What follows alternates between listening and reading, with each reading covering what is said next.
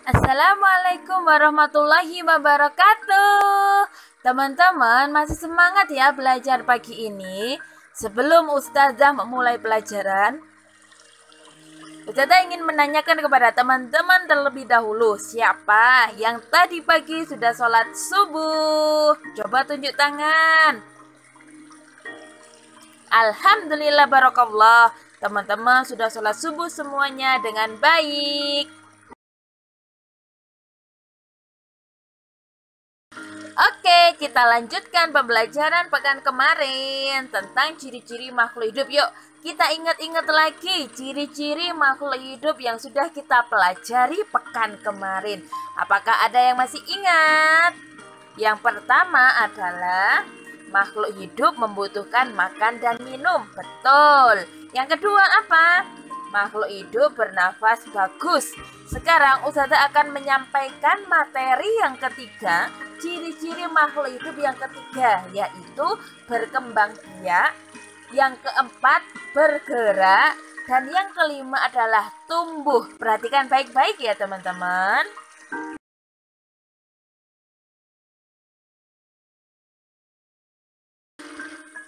Hewan berkembang biak. Nah teman-teman, berdasarkan cara perkembangbiakan hewan dibagi menjadi 3.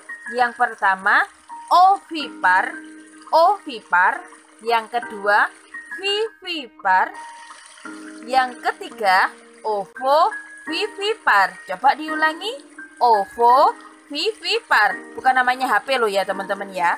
Ovovivipar.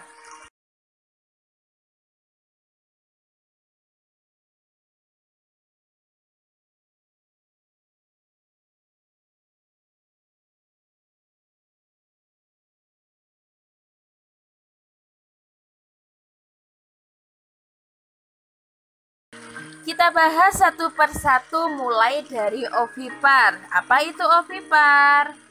Ovipar adalah kelompok hewan yang berkembang biak dengan cara bertelur. Ingat ya, ovipar dimulai dari huruf O, seperti bentuk telur. Berarti ovipar itu bertelur, supaya teman-teman mudah untuk mengingatnya.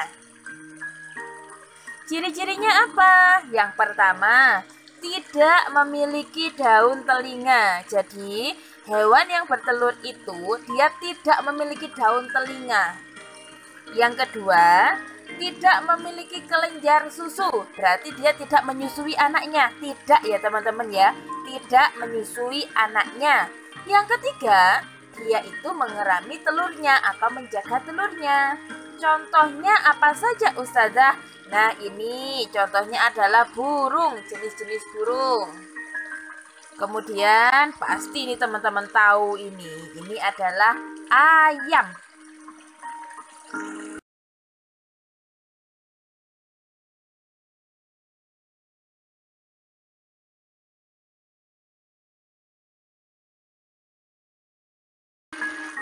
Lanjut, kelompok hewan berdasarkan cara berkembang biaknya yang kedua, yaitu vivipar.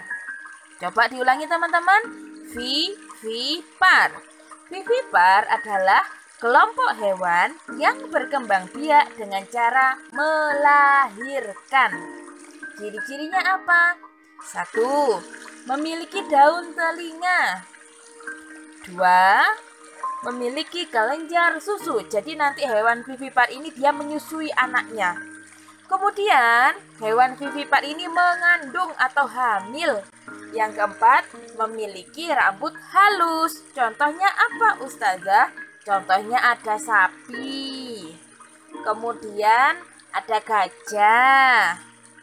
Dan juga masih banyak lagi.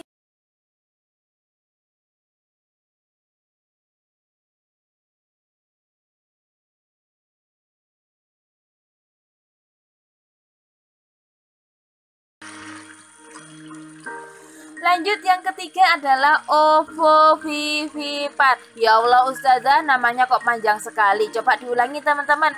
Ovovivipar. Apa? Ovovivipar. Jangan nama HP lo ya.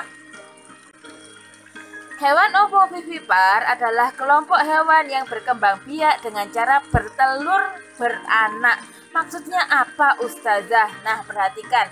Jadi, hewan ovovivipar adalah hewan yang mengalami pembuahan. Setelah itu, terbentuk telur. Nah, telur ini teman-teman, di dalam tubuh betina, dia berkembang. Jadi, telurnya ada di dalam tubuh ibunya. Setelah itu, telur itu dikeluarkan atau dilahirkan. Biasanya dikeluarkan dalam bentuk telur atau sudah dalam bentuk anak. Contohnya apa, Ustazah? Contohnya ada ular. Kemudian ada platypus.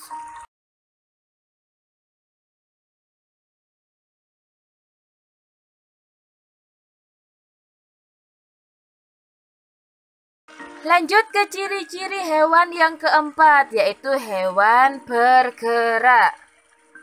Hewan bergerak dengan cara bermacam-macam ya teman-teman ya. Yang pertama ada berenang, yang kedua ada terbang, yang ketiga dengan cara berjalan atau berlari, yang keempat dengan cara melompat, yang kelima dengan cara melata, yang keenam dengan cara merayap. Yuk, kita cek satu persatu supaya teman-teman bisa menjadi lebih paham. Perhatikan baik-baik ya.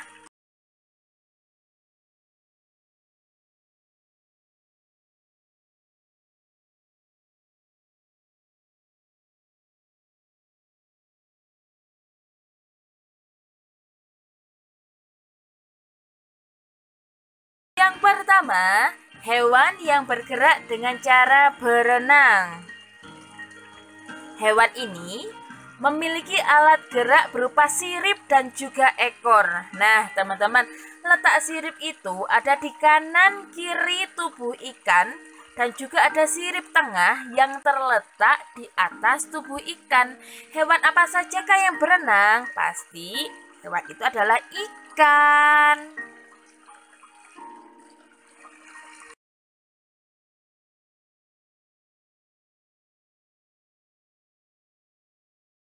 Yang kedua adalah hewan yang bergerak dengan cara terbang.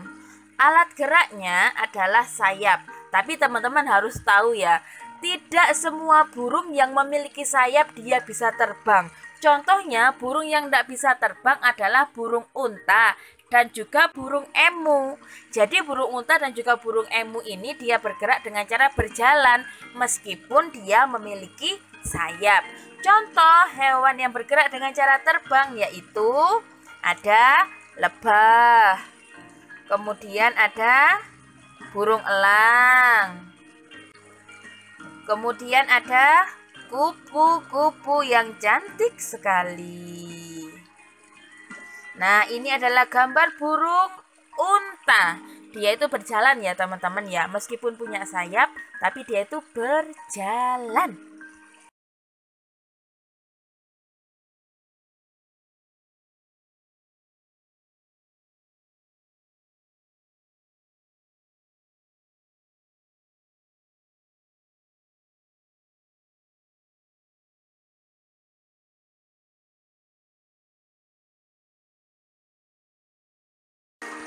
Selanjutnya adalah hewan yang bergerak dengan cara berjalan atau berlari.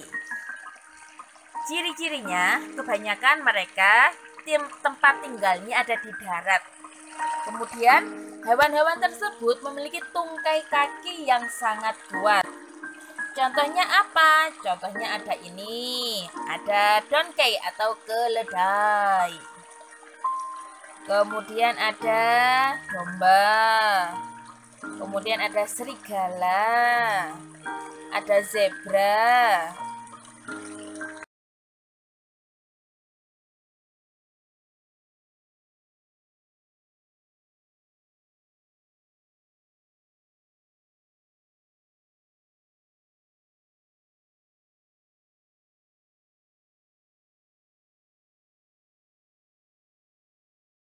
Selanjutnya adalah hewan yang bergerak dengan cara melompat. Jadi hewan-hewan ini memiliki kaki belakang yang kuat dan juga lebih panjang daripada kaki depannya. Apa saja? Yang pertama adalah katak. Kemudian yang kedua adalah hewan yang berasal dari Australia. Hewan ini memiliki kantong apa, teman-teman? Kanguru, betul.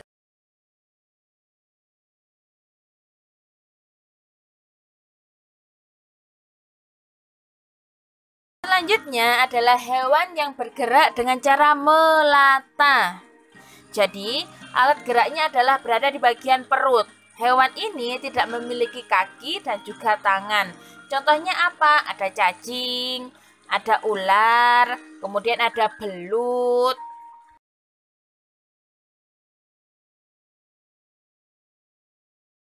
Selanjutnya adalah hewan yang bergerak dengan cara merayap. Jadi alat geraknya adalah tangan dan kaki, tetapi badannya bertumbuh pada tanah. Contohnya adalah cicak, buaya, dan juga komodo. Kadal juga termasuk ya teman-teman ya.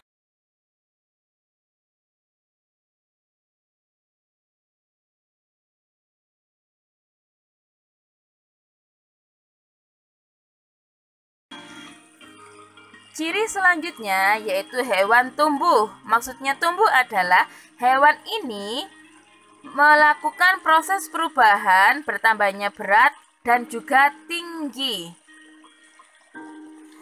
Pertumbuhan dimulai dari fase ketika hewan ini lahir atau menetas. Nah, metamorfosis sendiri adalah perubahan dari satu fase ke fase yang lain. Metamorfosis ini dibagi menjadi dua ya teman-teman ya.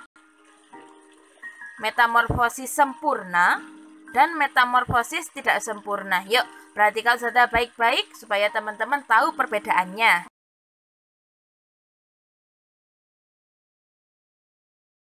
Yang pertama yaitu metamorfosis sempurna. Metamorfosis sempurna adalah perubahan pada makhluk hidup yang bentuknya berbeda dari satu fase ke fase yang lain. Contohnya adalah perubahan yang terjadi pada kupu-kupu. Pertama, kupu-kupu ini berbentuk telur. Setelah telurnya menetas, dia menjadi ulat. Kemudian, ulat tersebut menjadi pupa atau kepompong. Selanjutnya, menjadi kupu-kupu yang sangat cantik. Nah, dari fase ke fase, kupu-kupu memiliki perubahan bentuk yang sangat berbeda. Maka dia disebut sebagai metamorfosis sempurna.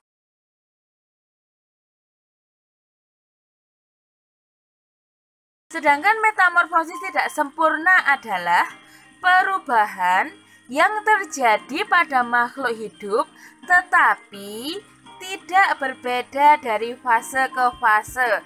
Jadi yang berbeda hanyalah berat dan juga tingginya.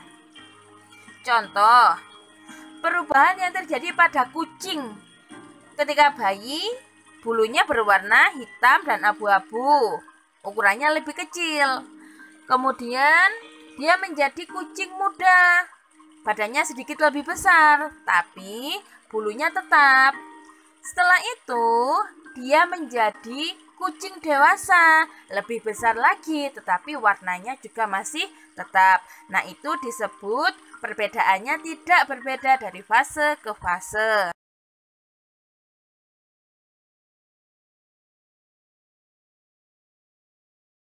Nah, teman-teman, sekian penjelasan yang bisa Ustazah sampaikan. Jangan lupa, teman-teman untuk mengerjakan latihan yang ada di buku ringkasan kalian atau di buku modul yang sudah Ustazah bagikan ya. Ustazah akhiri. Wassalamualaikum warahmatullahi wabarakatuh.